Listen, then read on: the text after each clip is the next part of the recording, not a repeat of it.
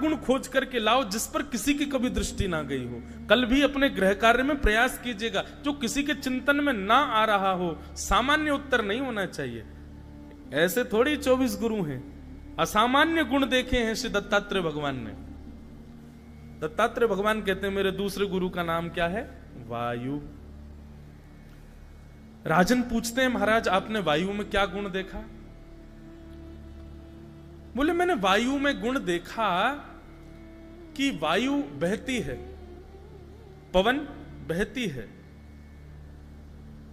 और जब पवन बहती है तो बहती हुई पवन अगर कहीं दुर्गंध युक्त स्थान पर चली जाए तो वहां से दुर्गंध ले लेती है, और कहीं सुगंधित स्थान पर चली जाए, इत्र फैला हो तो वहां से सुगंधी ले लेती है। सुगंधी भी धारण करती है, दुर्गंध को भी धारण करती है, पर धारण करने के बाद भी पवन की अपनी कोई स्थिति नहीं होती, थोड़ी देर बाद ही उसका त्याग कर देती है।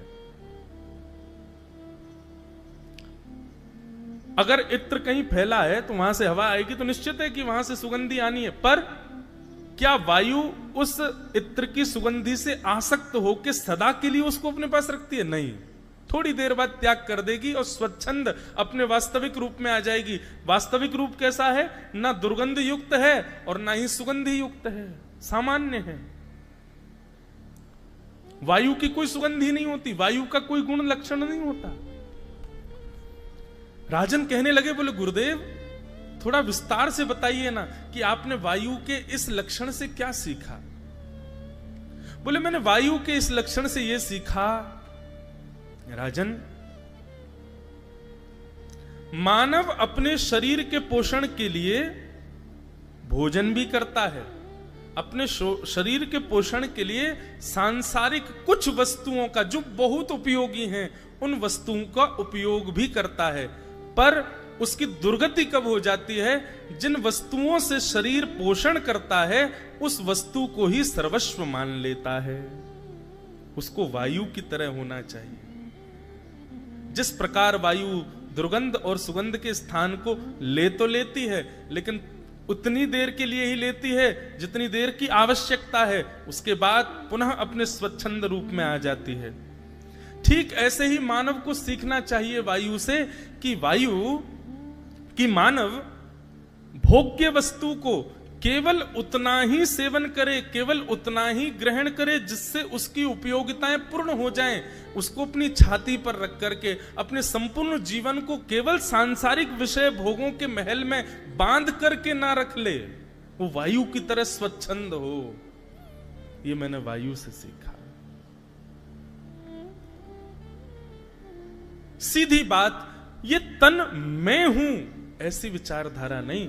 ये तन भी गंध और दुर्गंध की तरह है, कुछ देर के लिए, कुछ सालों के लिए, कुछ वर्षों के लिए मुझे प्राप्त है। बस इससे अपने प्रारब्ध कर्म करने हैं, उसके बाद मुझे इसका भी त्याग करना है। मैं स्वच्छंद नित्य मुक्त शुद्ध आत्मा हूं, ऐसी भावना चित्त में धारण करे। ये मैंने अपने दूसरे गुरु से सीखा। कितना सुंदर भाव। तो वायु से क्या सीखा, समझ में आई ना बात? भगवान गुरुदत्त कहते हैं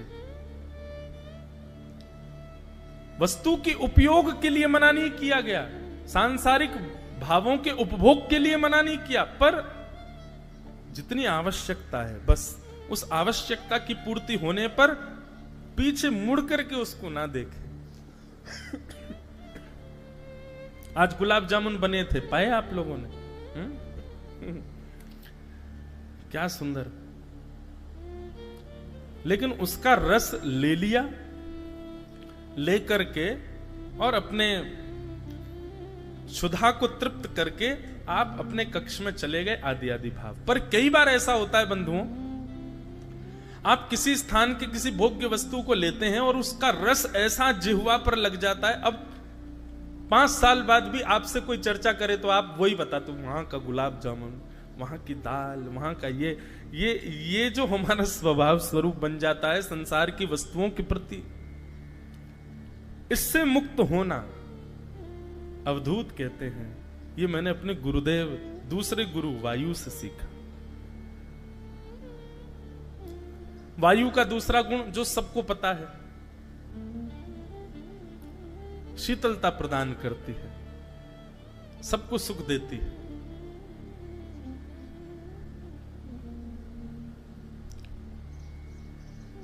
ऐसे मेरे दूसरे गुरु हैं वायु। तो ये दो गुरु हैं पृथ्वी और वायु। पृथ्वी के 5 गुण सुन लिए, 3 गुण दत्त भगवान बता रहे हैं, 2 गुण व्यासपीठ से कुछ दृष्टता करके हमने कह दिए। अब 1 से 4 तक, 1 से 5 तक और गुण आप लोग विचार करके लाओ पृथ्वी के, और याद रहे ऐसा गुण हो जिस पर सामान्यतया दृष्टि नहीं जा रही है किसी की। और वो कहां होगा? मुझसे दत्त भगवान को प्रणाम करना, क्योंकि इन्हीं के ही 24 गुरु हैं, तो यही कृपा करके आपको कुछ बताएंगे। थोड़ी देर दिगंबरा दिगंबरा श्रीपाद वल्लभ दिगंबरा जप करना बैठ करके, और फिर विचार करना, और विचार करके मनन करके फिर लिखना। निश्चित ही कोई अद्भुत भाव आएगा,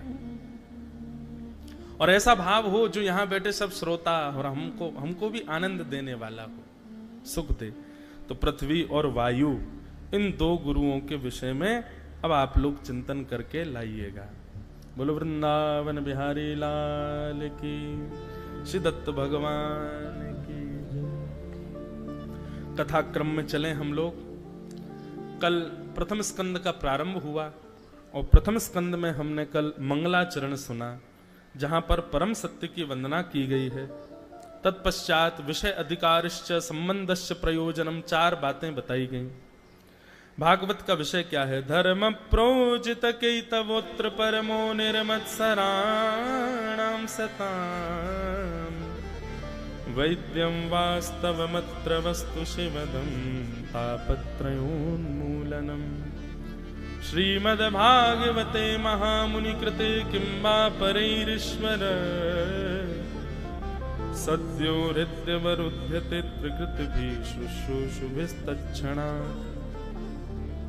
भागवत का विषय धर्म प्रोजित केतवोत्र परमो, हमारे चित्त में परम धर्म की स्थिति प्रकट होना, यही भागवत का विषय है। कथा श्रवण के पश्चात श्रोता और वक्ता दोनों के चित्त में परम धर्म करने की इच्छा प्रकट होने लग जाए तो समझो आपने कथा सुनी है। परम धर्म क्या है? जहां पर बंधुओं तन के सुख का विचार करके आप कोई कर्म करते हैं तो वो धर्म कहलाता है, पर जहां पर अपनी आत्मनिवृत्ति के लिए कोई क्रिया करते हैं वही परम धर्म कहलाता है।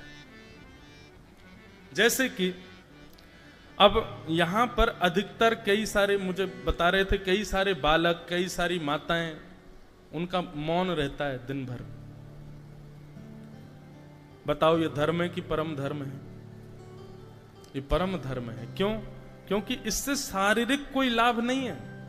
शारीरिक लाभ तो बोलने से होता है, पानी चाहिए बोल दिया पानी दे दो, शारीरिक लाभ हो रहा है।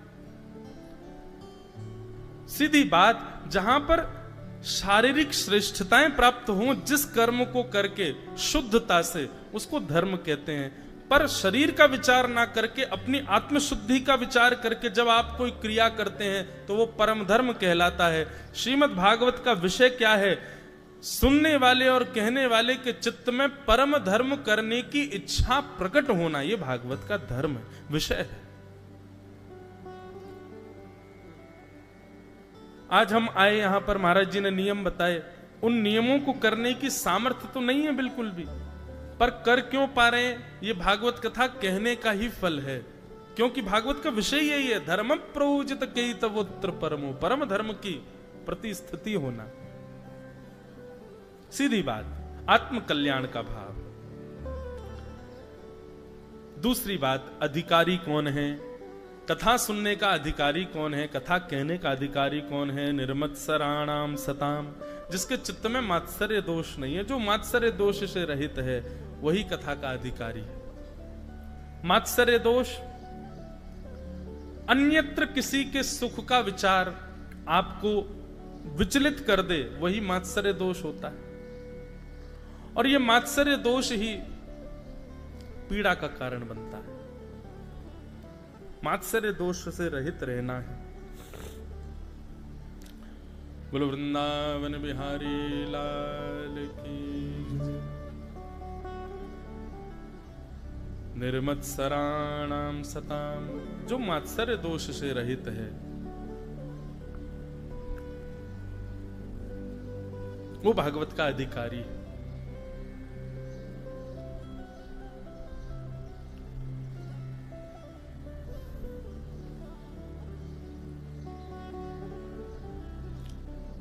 या फिर ऐसा कहें कि कथा में आकर के विराजमान हो जाइए और चित्त में धारण करना प्रारंभ कीजिए, कथा ही आपके मात्सर्य दोष को नष्ट करेगी। और ये मात्सर्य दोष स्पष्ट है, दूसरे के सुख से हम दुखी जब होते हैं, इसी को मात्सर्य दोष कहते हैं। भजन का, साधन का, नियमों का, इन सब का फल बंधुओं यही मिलना चाहिए कि ईर्ष्या निवृत्त हो जाओ,